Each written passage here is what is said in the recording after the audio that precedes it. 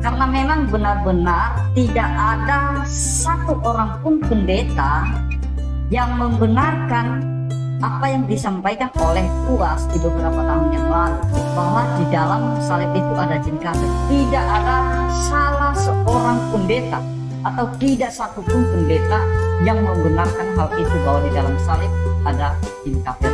Ada jin kafir di patung salib. Saya sebagai hamba Tuhan menyatakan setuju dengan pernyataan UAS dan Daniel Mananta, karena apa yang mereka sampaikan itu sesuai dengan kebenaran firman Tuhan, bahwa adalah merupakan larangan daripada Tuhan. Janganlah engkau membuat patung yang menyerupai apapun. Ini adalah satu perintah dan larangan daripada Tuhan.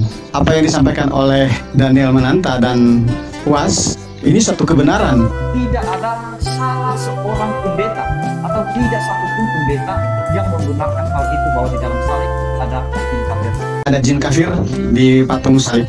Saya sebagai hamba Tuhan menyatakan setuju dengan pernyataan UAS dan Daniel Mananta, karena apa yang mereka sampaikan itu sesuai dengan kebenaran firman Tuhan. Siapa kira-kira gambar ini?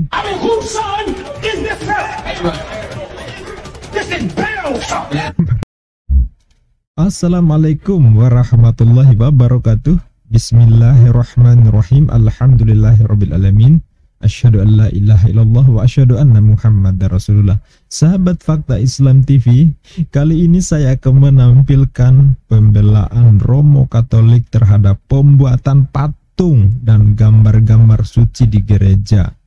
Malah katanya diberkahi sebelum simbol-simbol rohani itu dipakai. Nah, sedangkan di sisi lain, saya juga menampilkan video kemurkaan pendeta Kristen ketika ada yang membuat gambar Yesus. Some of you are bowing in the name of the Father, in the name of the Son, in the name of whose son is this? Whose son is that? Nah, siapa kira-kira gambar ini? I mean, whose son is this fellow? That's right. This is Baal's son.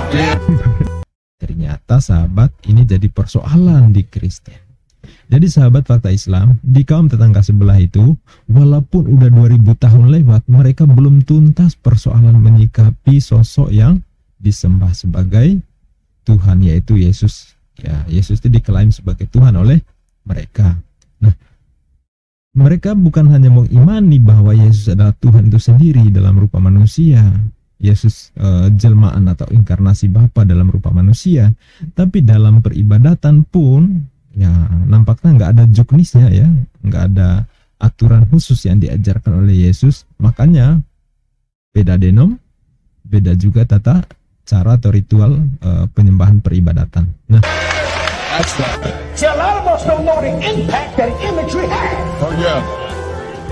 Amen. They have put it in your Bibles. You got it on your stained windows. Yeah. You got it on the walls of your house. God says, look unto me, all the ends of the earth, and be ye saved. God didn't say, look at a poster. No. khusus Katolik ya, ada patung Yesus, ada patung Bunda Maria, ada gambar-gambar yang diklaim sebagai visualisasi Yesus dan simbol-simbol rohani lainnya ya. Dan itu katanya menjadi media untuk menyembah Tuhan. Nah, sedangkan denom yang lain justru sangat-sangat menentang pembuatan patung-patung itu. Nah, sekarang mari kita simak pernyataan Romo Alfonso, dan nanti akan disanggah oleh pendeta lain yang sangat murka dengan tata cara seperti ini. Yuk kita simak. Pribadi lebih salut dengan pendeta Mel Atok yang dengan jelas mengatakan bahwa Katolik tidak menyembah patung. Memaksudkan untuk jangan buat patung untuk disembah, saya pikir ya memang Alkitab mengajarkan begitu ya. Sebab di 10 hukum Allah saja ada jelas ya, jangan membuat patung berupa apapun untuk disembah. Yang dilarang itu buat patung untuk disembah. Kalau buat patung hanya aksesoris tidak masalah. Ya, jadi di sini ditegaskan oleh pendeta Mel Atok bahwa bikin patung itu untuk disembah itu nggak boleh, tetapi kalau hanya sekedar aksesoris katanya tidak ada masalah. Ya, itu poin yang perlu dipahami. Jadi memperbolehkan bikin patung selama itu tidak disembah. Dan kelihatannya itu yang dilakukan oleh saudara-saudara kita Katolik, yaitu mereka buat patung bukan untuk disembah. Ya. Kalau memang bikin patung itu selama tidak disembah itu boleh-boleh saja, kenapa yang punya kitab seperti Yahudi mereka tidak membuat patung Nabi Daud, patung Nabi Musa, atau patung-patung siapapun yang mereka anggap suci? Ya, dan yang saya tahu Yahudi, Judaism itu sangat-sangat tidak melakukan, sangat melarang, sangat pantang untuk membuat patung-patung terlepas itu disembah atau tidak. Setahu saya seperti itu. Maka dalam kesempatan ini saya mau menegaskan kepada siapa saja yang berprasangka, yang menuduh bahwa orang Katolik itu menyembah patung, jelas itu tidak benar. Gereja Katolik dalam ajaran dan juga dalam praktek tidak menyembah patung. Ya, saya kira sepakat kita ya bahwa siapapun sekarang nggak ada menyembah patung, tapi apakah boleh membuat patung dan menjadikan patung itu sebagai media penyembahan kepada Tuhan yang sebenarnya, itu yang jadi perdebatan. Dalam dokumen-dokumen Gereja Katolik, termasuk dalam Katekismus Gereja Katolik, ditegaskan bahwa patung-patung itu bukan untuk disembah. Dalam Katekismus Gereja Katolik nomor 2131 dikatakan, penghormatan Kristen terhadap gambar tidak bertentangan dengan perintah pertama yang melarang patung berhala. Karena penghormatan yang kita berikan kepada satu gambar menyangkut gambar asli di baliknya. Ya, dari penjelasan Romo Katolik ini menunjukkan bahwa mereka memang tidak menyembah patung, tetapi menjadikan patung-patung itu atau gambar-gambar itu media untuk menyembah sosok atau pribadi Tuhan di balik penggambaran itu. Ini yang saya tangkap ya. Dan siapa yang menghormati gambar, menghormati pribadi yang digambarkan di dalamnya.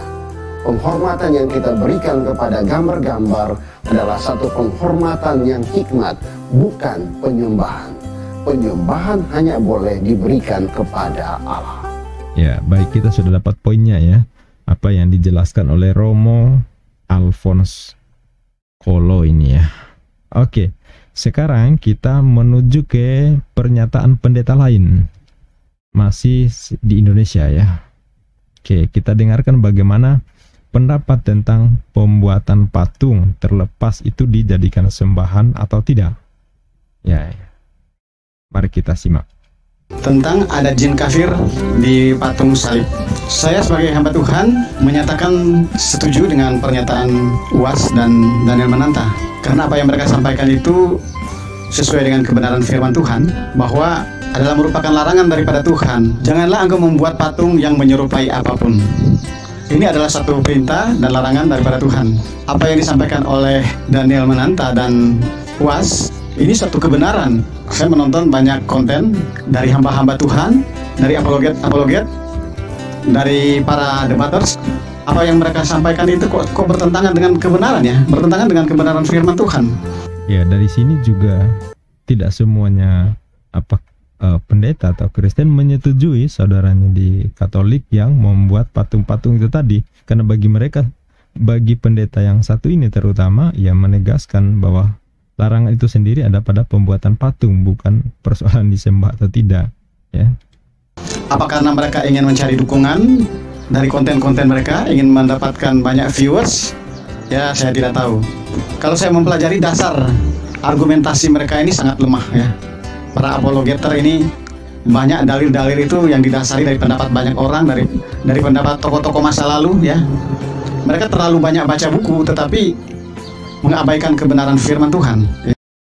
Nah, oke, sekarang kita mendengarkan pendeta yang lain lagi yang menjelaskan tentang siapa sosok yang biasa digambarkan oleh saudara-saudara kita yang diklaim sebagai Yesus ini. Apa benar Yesus itu seperti itu dan apa efeknya ya? Bagaimana mereka menyikapi soal penggambaran seperti ini, kaitannya dengan keimanan mereka terhadap kebenaran agamanya. Oke, mari kita dengarkan. This is not Jesus. Nah, tegas ya, ini bukanlah gambar Yesus, ini bukanlah Yesus, gambar ini bukanlah Yesus, kata dia.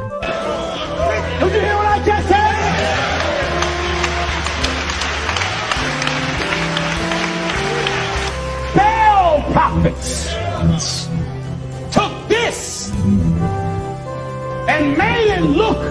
like them.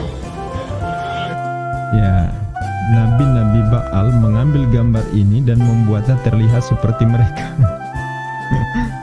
Syawal. And then use scripture.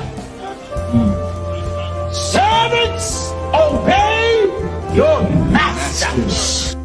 Lalu mereka menghubungkan dengan firman, hai hamba-hamba, taatilah Tuanmu.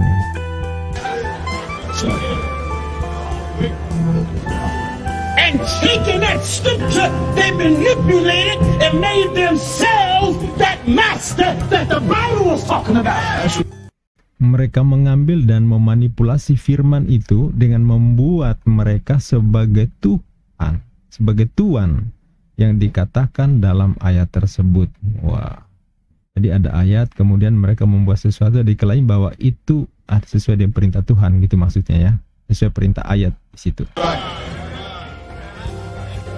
And then make them believe that bowing to Jesus is bowing to the preacher. That's right. That's why you people still bow to the Pope. Yeah. Itulah sebabnya banyak orang yang masih bersujud pada Paus. Sudah jelas ya kemana arahnya. Ya, tentu yang dipersoalkan mereka adalah Katolik tentu saja.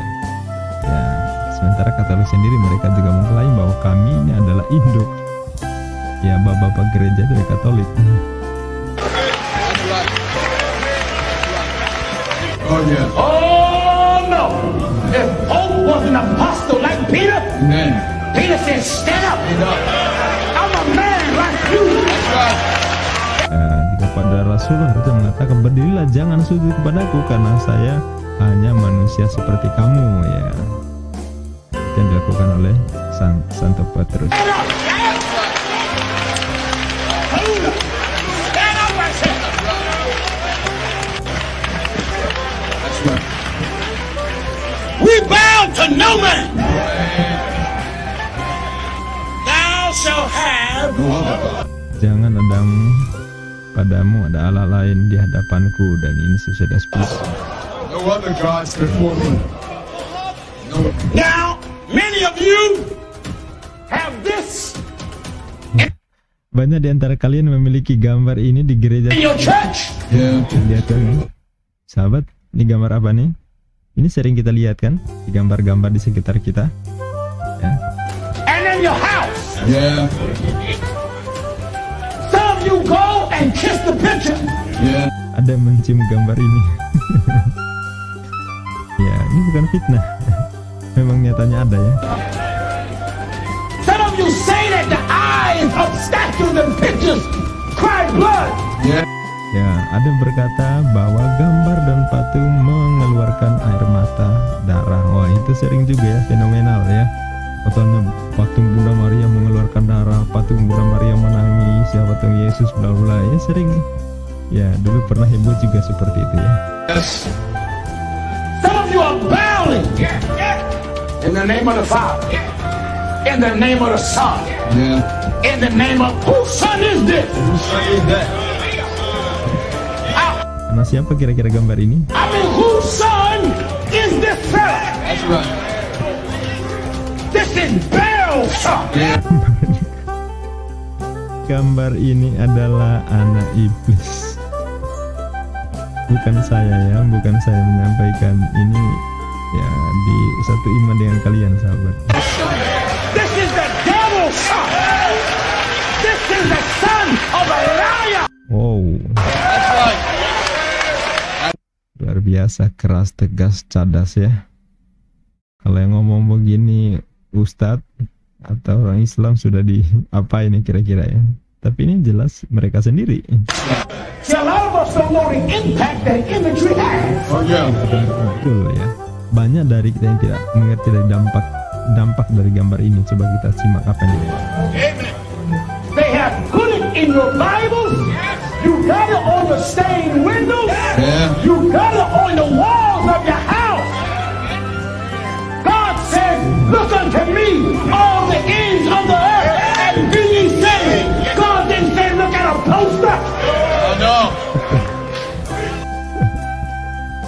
Betul ya.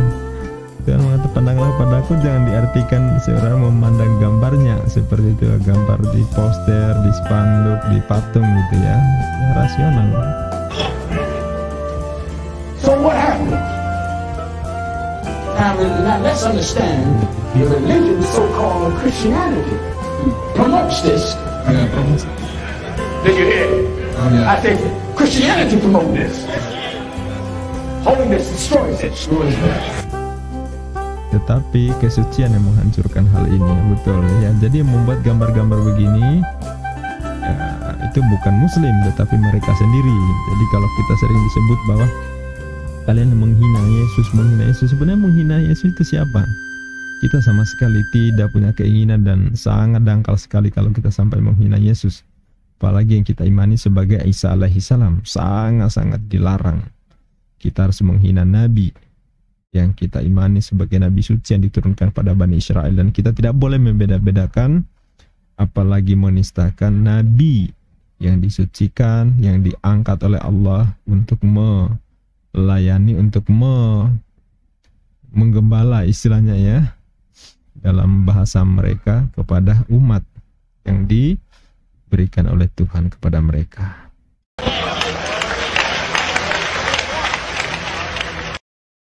Demikian ulasan kita pada kesempatan ini. Sampai jumpa di video berikutnya. Sahabat, bagi yang belum subscribe silakan tekan tombol subscribe, dan terima kasih atas segala dukungannya. Semoga menjadi barokah. Billahi taufiq wal hidayah. Wassalamualaikum warahmatullahi wabarakatuh.